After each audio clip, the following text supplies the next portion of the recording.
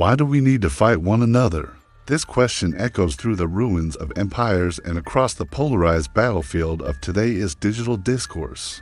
In a world that calls itself civilized, enlightened, and evolved, why does the need for conflict still live inside us? Why do cultures that build cathedrals and universities also build weapons, armies, and prisons? And why, even in peaceful times, do people create enemies in daily life? The answer, as unsettling as it may be, is this: war is not an anomaly. It's a reflection of something ancient, something within. It's not just about politics, territory, or resources. War is the manifestation of a deeper psychic tension that resides in the human mind.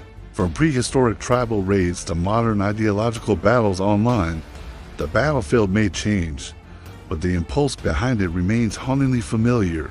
This video is a psychological excavation. Together, we will explore war not as an event, but as a symptom of something unconscious and unresolved. Drawing from thinkers like Carl Jung, Friedrich Nietzsche, and Michel Foucault, we'll see how fear, repression, and projection continue to shape how we see the other. Because the truth is, before war begins with weapons, it begins in the mind with a narrative, an image, a fear. And if we don't understand the mind's role in conflict, we will keep repeating the same destructive cycles over and over again. So the real question is not just why do we fight, but rather can we ever stop? The ancient origins of conflict for decades, the idea of the noble savage persisted. That early humans lived in peace and civilization brought corruption and war. But archaeological evidence paints a different picture. Lawrence Keeley, in War Before Civilization, shows that prehistoric life was far from peaceful. Trenches, walls, and weapons surrounded early Neolithic villages. Mass graves show signs of brutal attacks and violent deaths. Keeley's research suggests that violence wasn't rare. In fact, prehistoric societies had higher death rates from war than many modern industrial ones. So war is not just political, it's psychological, even biological, a survival mechanism, yes, but also something deeper. Pierre Clastres proposed an intriguing idea. In some indigenous cultures, war prevented the centralization of power. It kept tyranny in check. War wasn't just about resources. It was a tool for balance, a dark paradox of social stability. So from the very beginning, conflict wasn't imposed from outside. It arose from within, from needs, instincts, and unresolved psychic energies. Philosophy, psychology, and the inner battlefield philosophers have long tried to understand this impulse. Hobbes saw man as a wolf, to man naturally violent and fearful. Without laws or order, Hobbes argued, humanity would tear itself apart in a war of all against all. Rousseau, on the other hand, believed primitive man was peaceful. It was property, hierarchy, and inequality that introduced conflict into human life. But even Rousseau saw how quickly this desire for dominance takes root. Once awakened, it grows, infecting hearts and minds. Freud took the question further, deep into the unconscious.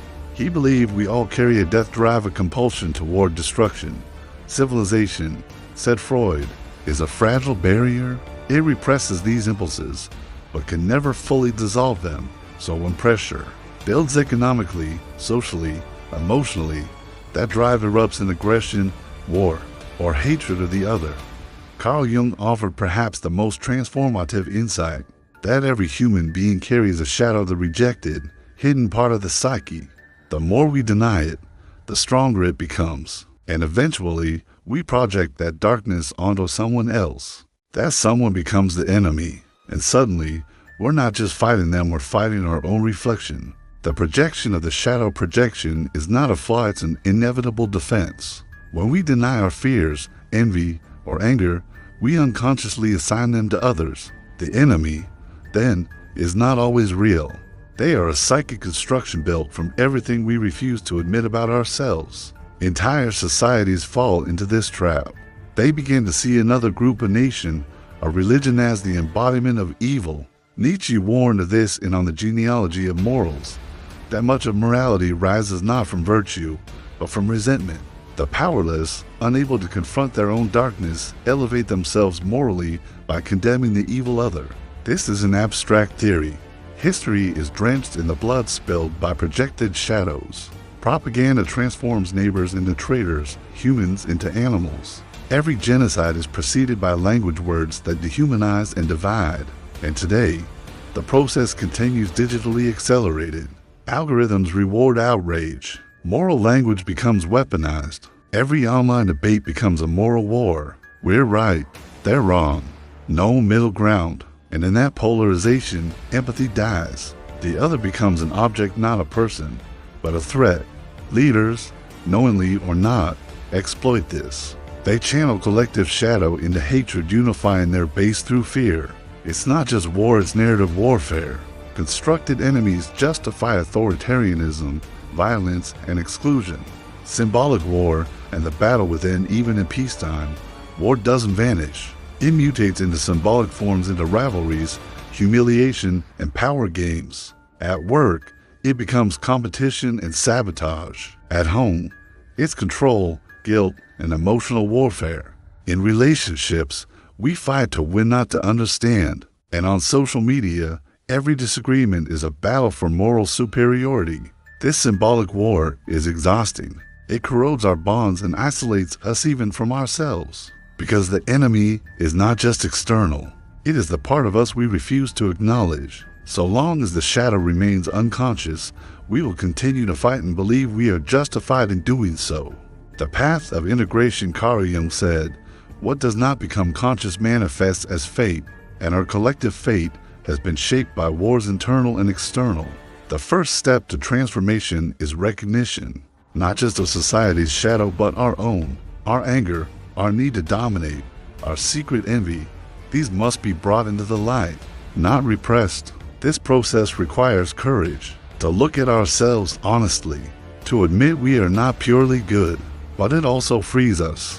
When we integrate the shadow, we stop needing enemies to carry it for us. We can see others not as threats, but as mirrors, human beings just as contradictory as we are. This is not weakness. It is the beginning of true power, the power of consciousness. From personal practice to cultural shift, but this cannot be an individual journey alone. Culture must change too. Education, media, politics all must question their narratives. Do they promote understanding or deepen division? We need new ethics of coexistence, new ways to speak, to teach, to resolve. Peace education, emotional intelligence, open dialogue. These are not luxuries, they are necessities. Every small act matters. Listening before judging, pausing before reacting, offering kindness instead of condemnation. No, we may never eliminate conflict entirely, but we can learn to deal with it consciously, maturely, humanely. Because where there is consciousness, there is no need for war.